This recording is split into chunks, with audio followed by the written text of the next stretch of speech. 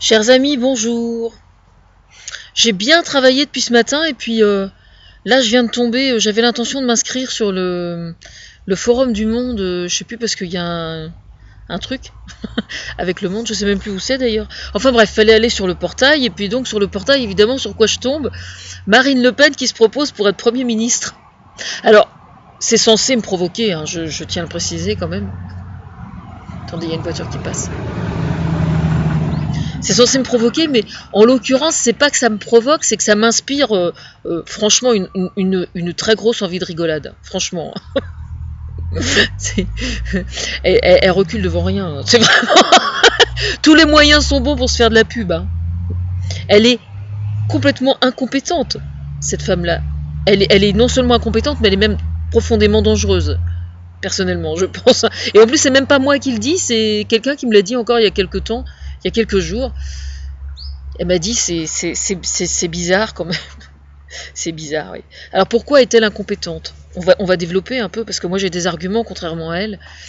Moi j'ai toujours, par définition, moi je suis quelqu'un d'optimiste. Donc j'essaie toujours, à chaque fois que je me trouve devant un problème, ou devant quelque chose que je constate, de voir le côté positif des choses. Voilà.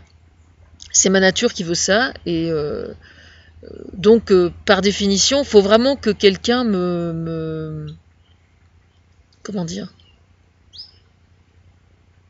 me mette en condition pour que je sois négative, c'est difficile. Voilà. Alors, pourquoi est-ce qu'elle est incompétente ? Eh bien, elle est incompétente parce que, déjà, elle est anti-européenne. Et donc ça, c'est extrêmement grave parce qu'on est, on est dans une mondialisation que l'on subit. Et pour faire face à cette mondialisation, on est obligé, les pays d'Europe sont obligés d'être cohérents les uns par rapport aux autres pour faire face aux autres parties du monde, ne serait-ce que sur le plan commercial. Mais en fait, c'est bien plus large que ça, parce que ça va bien au-delà, ça concerne aussi la politique étrangère par rapport au conflit actuel, par exemple, que ce soit en Ukraine ou que ce soit dans les autres parties du monde.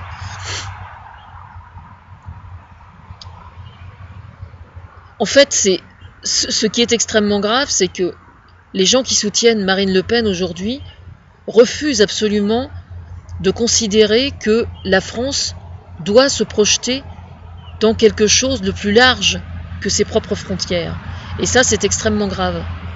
C'est extrêmement grave parce que si l'on refuse de voir ce côté fondamental de la politique extérieure, du coup, on se retrouve à devoir gérer les problèmes qui en découlent de façon complètement désarmée, ou en tout cas avec des outils absolument pas adaptés, quoi. Alors, des exemples. Eh bien, des exemples, je vais vous en donner, moi. Par exemple, l'immigration qui est en train de se produire dans le sud de l'Europe, et qui est assumée par la Grèce et par l'Italie ou par l'Espagne, et qui en fait doit être pris en charge par l'Europe.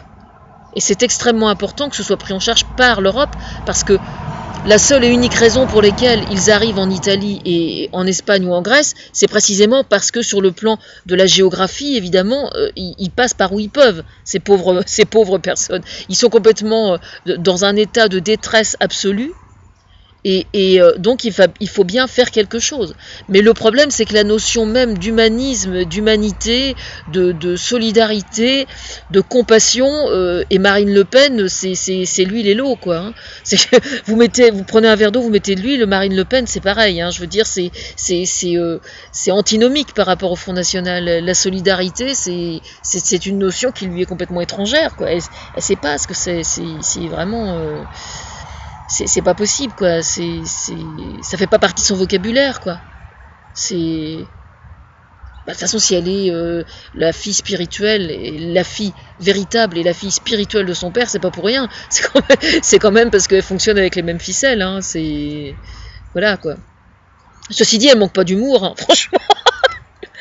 Le moins qu'on puisse dire, c'est qu'elle manque pas d'humour. Hein. Ça m'a fait rigoler, hein, franchement. Hein. C'est vraiment...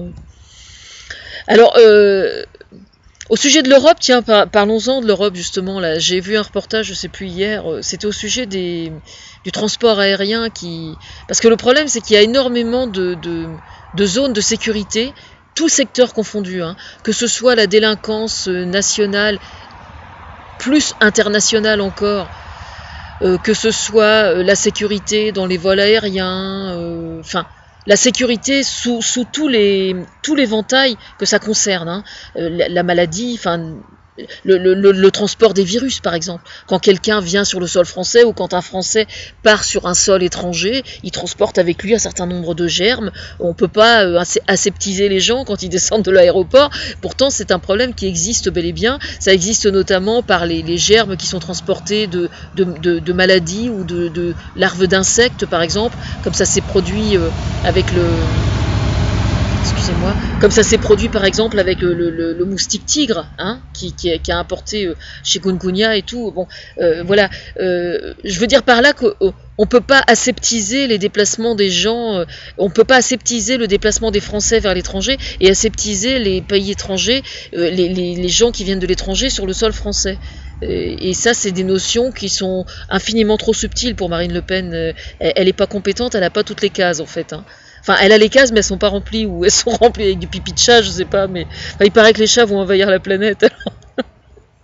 Excusez-moi, j'ai vraiment beaucoup de mal à rester sérieuse quand je vois la une du Monde. J'ai vraiment beaucoup de mal à rester sérieuse parce que c'est tellement surréaliste, quoi. Marine Le Pen, Premier ministre, c'est carrément risible, quoi. Franchement. Hein.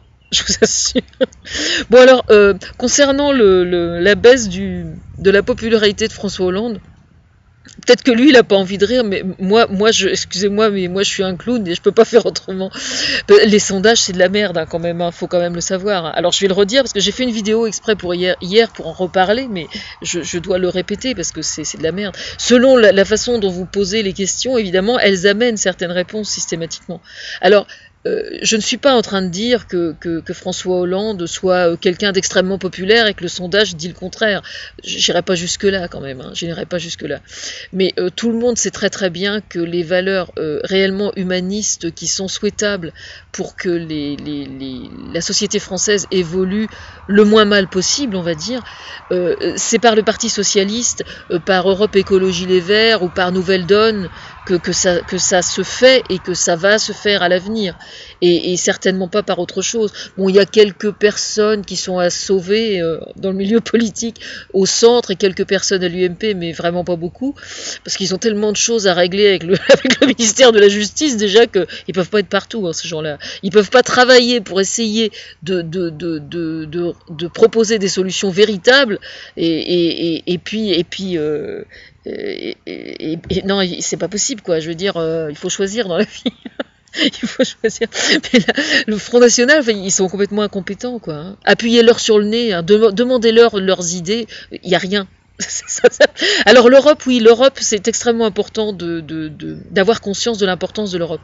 Et donc oui, je perds le fil de ma conversation.